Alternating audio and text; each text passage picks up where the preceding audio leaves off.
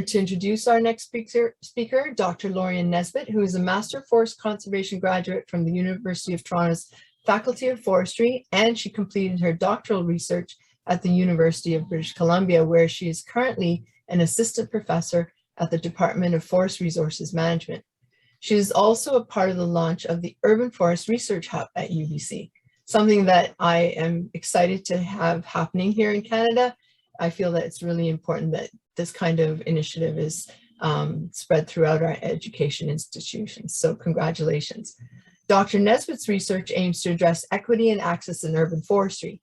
She does this by focusing on socio-ecological interactions in urban environments with an emphasis on environmental justice, human health, well-being, and in the context of climate change. Today, she will share her wealth of knowledge with us as she addresses urban nature for equitable cities. Thank you, Dr. Nesbitt. We look forward to this talk. Thanks so much, Sadia, and thanks very much for the invitation to present today. I'm really looking forward to sharing some ideas and hearing your feedback. I'm going to start by acknowledging that I am coming to you today from the traditional and unceded territories of the Musqueam, Squamish, and Tsleil-Waututh nations, and invite you to take a moment to acknowledge the land on which you are guests today. I'm going to talk about urban nature for equitable cities. Let's see if I can advance my slide. So there's lots of things to talk about in this space, but since we don't have tons of time, I'm going to talk a little bit about urban green equity and green gentrification, and then some of the ways in which I'm starting to take maybe a more holistic view of what urban environmental justice and green equity means in urban forestry through the lens of biocultural diversity, and then talk about some potential pathways to equity that I'm hoping to explore further in my research over the next little while. So I'm sure everyone knows what urban forests are, but just so that we're on the same page, I define urban forests as trees and associated vegetation in urban environments, or tree-dominated urban ecosystems or urban green spaces. And so this is a broad definition that includes street trees, parks, urban woodlands, cemeteries, golf courses, urban gardens, all of those sort of green natural things that we find in cities. I think that an individual tree in front of your house is just as important as a large remnant woodland, depending on what it is you're going to do in that space and how you want to relate to nature. And of course, urban forests have all of these benefits that we're aware of. They help reduce air pollution, reduce flooding. They provide us with shade as our cities get hotter and hotter. And they help us lower our stress and engage in physical recreation, improve our health, and provide habitat for other non-human members of our city populations. And so thinking about all of these important things that urban forests provide for us, and all of the ways in which we should be supporting our urban forests and providing these services, got me thinking about urban green equity back in the day when I was doing my PhD research. And so that's been the focus of my research program for the last little while. Broadly defined, urban green equity is fair access to and governance of urban forests, regardless of differentiating factors such as socioeconomic status, racialization, cultural background, or other demographics that we typically use in our society to differentiate ourselves from each other and that are often associated with power imbalances. So the field of urban green equity has really sort of developed nicely over the last 10 to 20 years. And we're starting to get an understanding of some of the kind of basic patterns of inequity that we should try to address. But there are some challenges that we're still dealing with. And I'm going to try and center my talk around some of these questions today, such as what do we actually have access to? How do we experience that access? And how are our needs or values reflected in the urban forest landscape? And I'll come back to these later on as well. One of the things that we do know is that urban forests are often unfairly distributed in our cities. This is not something that has been studied everywhere, but it has been studied in a few, or in several jurisdictions that have shown a fairly consistent pattern of unfair distribution. In a study from 2019 that I published with co-authors from UBC, we found that across 10 metro areas in the United States, urban forests, so trees and also associated vegetation, were fairly consistently inequitably distributed in these large urban centers. And factors that predicted better access to trees and vegetation were income and education, as you might expect. These are different. So income and education don't work together necessarily. So richer people have more access to trees and other green space typically, but also more educated people have more access. And in some cases, racialization was a negative predictor of access to green spaces, particularly in larger, denser cities. And that's something that I'd love to explore more in the future because I can't really explain it. In Vancouver, some colleagues have also studied urban forest distributions and have found that neighborhoods that have more residential instability, so more renters, have material deprivation, so lower income, and have higher levels of ethnic concentration or higher racialized populations, have lower access to public parks, lower residential exposure to vegetation and water, so lower canopy cover in the area surrounding their address, and then higher residential exposure to buildings and pavement. And we can really see this pattern if we just look at the map of tree canopy distributions that was presented in the Vancouver Urban Forest Strategy, where we see that on the west side, in neighborhoods that are typically wealthier and more expensive, we have much higher canopy cover than in neighborhoods on the east side or in downtown in Strathcona, which is one of the poorest neighborhoods in the country. And this research has really been has been growing. I should also mention that in our lab right now, we're conducting a pan-Canadian analysis of the distribution of urban forest canopies and socioeconomic and other factors that are associated with these distributions. So one of my PhD students, Jess Quinton, is spearheading this work as part of her PhD thesis. So stay tuned. Hopefully we will have some broader analyses of Canadian trends and patterns, because we're obviously not exactly the same as the United States or Europe, and there really is sort of a lack of research on this topic in Canada. But as more and more research comes out on this topic, cities are becoming more and more interested in doing something about this. And so I'm just going to talk a little bit about what some cities are doing, just based on sort of who I've been in contact with. This is not to say if I don't mention a city that they're not doing something about this, and I have actually been contacted by municipalities across Canada and the United States and sort of regional governments as well, who are interested in doing something about these inequitable distributions. One city that I think is doing really well on this is Portland in Oregon. They are a city that has been thinking about urban green equity and inequity really since the early 2000s, when they released their 2004 urban forestry management plan that talked about inequitable distributions. And they've more recently taken, I think, a more nuanced approach to dealing with urban environmental injustice and urban forestry through their Building Racial Equity Together plan and creating partnerships with local communities and local NGOs to work on what it will look like to green underserved neighborhoods in a way that involves residents and community members. So I'm talking about the distributional inequities right now, but there are, of course, recognitional and procedural inequities that need to be considered as well. New York is also interestingly doing a pretty good job, although it's a very large municipality. And so New York almost operates as like many different cities. This is a picture of the High Line, which is considered to be one of the most famous examples of a catalyst for green gentrification. But at the same time, the city of New York and through New York City Parks has been doing some really interesting work around the Greening Greenpoint project, which is now complete, but was a really community-based tree stewardship program focused on greening in a way that recognized and included the perspectives and needs of residents. And then there's a focus on, so there's a framework for an equitable future, plans around making parks more accessible, upgrading parks in underserved neighborhoods. And this is really focused in New York around improving public health through urban greening. And then an interesting example I came across in Detroit, which you might sort of not expect, is really grassroots-based environmental justice work, often around urban food production. So because of the degrowth experienced in the city of Detroit in many neighborhoods, there really there's now many sort of food deserts where people don't have access to basic nutrition in their neighborhood, and they don't have access to transit to get to places where they can buy food.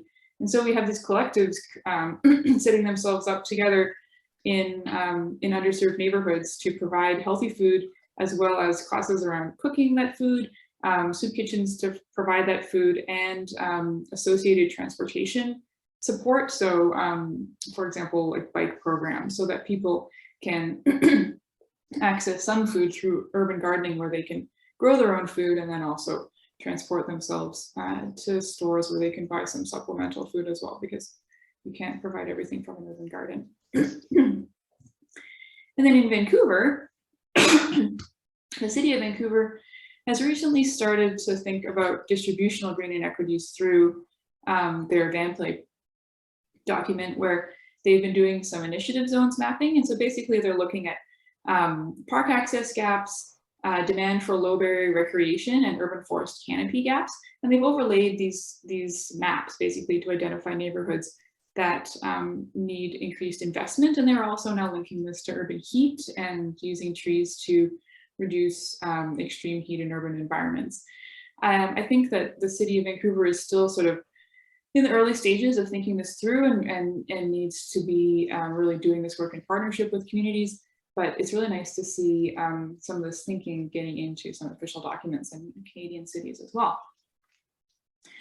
What's important to remember when we're dealing with improving or improving sort of the equitable distribution of urban canopy is that we can potentially become a catalyst for green gentrification. And it's typically defined as the physical or psychological displacement of marginalized residents due to improvements to urban forests that can increase the cost of living or create a sense of exclusion and barriers to urban forest access. And so this could look like planting trees that then raise the value of properties in your neighborhood so that you can no longer stay there, either due to increasing rents or increasing property taxes. Or it could look like changes to your neighborhood that sort of reduce your sense of place because you weren't involved in creating those changes. And so you can no longer use your neighborhood and your local urban forest in the same way. We've been doing some research on this in the lab, and research undertaken with, or I guess in association as part of one of my students' thesis research, Daniel Sachs. He conducted a scoping review to understand sort of what does green equity really, or green gentrification really mean. And he found these sort of three key dimensions that we should be paying attention to when we're trying to think about and potentially reduce green gentrification, because we want to improve the urban forest where possible, but don't want people to be displaced from their homes in doing so. And so he found that an important driver of green gentrification is the conceptual foundations of greening, where greening is always seen as good and is often a place where sustainability capital can kind of come to live. So when greening is always good, it can be a place where people can invest without necessarily understanding that sometimes green can be bad, or a certain type of green is not always appropriate.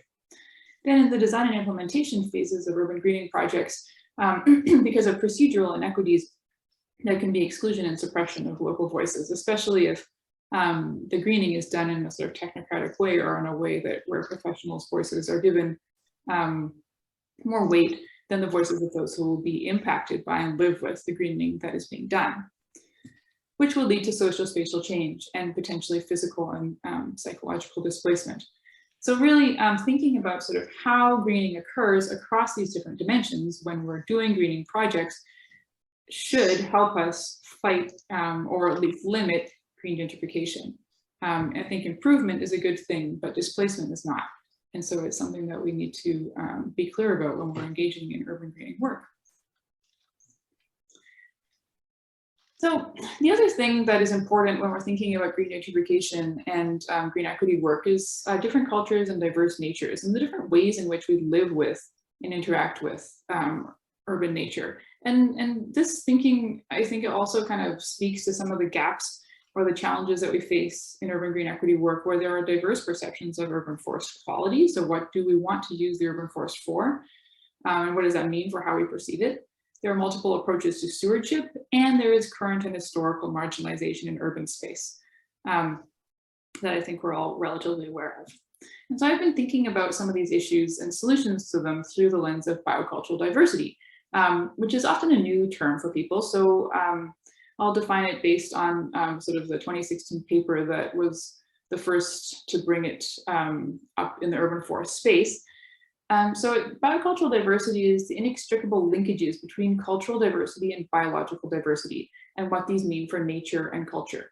And so I find it really interesting because it highlights that we have this really important link to nature as humans, and nature has an important link to us. And I think we need to start thinking more holistically in this way.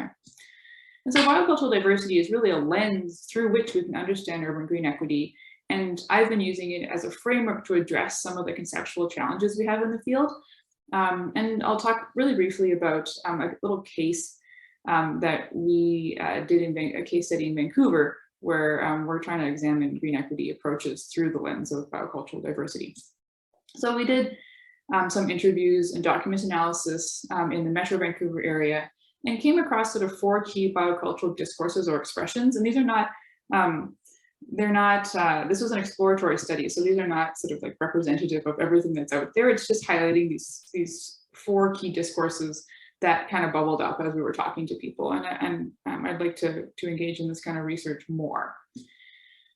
The first discourse I want to highlight is the dominant one, which I think people here probably all really understand. It's that ecosystem services narrative where nature provides services to humans. It's really associated with sustainability, branding, and identity, especially in Vancouver, where we have the Vancouverism idea of livability and living with nature. And this is the discourse that we see in municipal and regional policies and planning histories, and that I think is dominant in the discipline as well. Of course, Vancouver exists on many traditional and unceded Indigenous territories, and you can explore those more at nativeland.ca. And so one of the key biocultural discourses we explored a little bit was what we're calling Indigenous reciprocity and resistance, where we have Indigenous nations and knowledge holders practicing reciprocal relations with nature, sharing holistic views of the urban ecosystem where nature and humans are not separate, and where natural law dictates that all beings have rights and responsibility. And so we can see these this cultural discourse taking shape in Stanley Park, UBC Farm, and the Downtown East Side, amongst others, where Indigenous knowledge holders are engaging in knowledge sharing and intercultural learning with non-Indigenous communities. It's also a case of resistance where Indigenous land defenders are engaging in resistance to the Trans Mountain Pipeline as part of their role of stewardship of the earth. And so it is a place of conflict where dominant and Indigenous worldviews and biocultural views come into conflict. Another interesting narrative is what we're calling Asian aesthetics, where there are whole parts of the urban canopy in Vancouver that really represent the Asian history and current populations through especially prunus species that are part of the beautiful spring blossoms that we get to experience every year, as well as in the Dr. Sun Yat-sen traditional Chinese garden, which I find really interesting. It's a specifically built garden for intercultural learning that was modeled after Ming Dynasty gardens, but built with local plant species. And so is there to kind of show the partnership amongst different settler populations and Indigenous populations in the region. And then finally, an interesting case that came up was the Maya in Exile garden in the UBC Farm, which was established by Mayan refugee families in the mid-1990s, and is a place where traditional Mayan farming practices of reciprocity and care are practiced via the 3 sisters, corn, beans, and squash. And that's been a real site of intercultural learning, where the garden and its operators offer workshops, volunteer opportunities, and knowledge sharing experiences. And so in thinking about all of this, I sort of have realized that multicultural cities have high biocultural diversity, even if we don't see this through our dominant policies and practices in the discipline necessarily of urban forestry, and that biocultural diversity is growing and changing. And so we really need to recognize that this diversity of people and their biocultural experiences is important, in terms of their equitable participation in urban forest processes, especially decision-making and stewardship. And so this diversity needs to be brought into how we practice urban forestry. One of the ways I think we can do this is through mosaic governance, which is a concept that I've been really interested in and which I'd love to see practiced more so that we can understand it better. But basically it has to do with allowing for a mosaic of governance approaches across the urban landscape that support these diverse practices and cultures and people and institutions so that they can engage in urban forest governance in the way that is best for them. There is an important leadership role for institutions such as municipal or regional government, so that they can provide expertise and facilitation or resources, but governance can be sensitive to the needs of local populations and to the diversity of those populations. In Vancouver, current policies really highlight citizen engagement and EDI, but there are no operational approaches that I can find that specifically show how they would be doing this and in a way that would highlight that mosaic of needs, knowledges, and practices. So I'm going to end with a quote from Jim Layden, one of the people I interviewed for this work, that I think is really important for us to remember. And he said, "There's an old story that if you're out of center and you're feeling off, you would sit yourself under a big cedar tree and just lay there and just kind of think or be, and ultimately the energy of the tree would center you and bring you back to a healthier headspace. If there were more trees, I think people would be more comfortable in their own skins, let alone their environment." Thank you. I think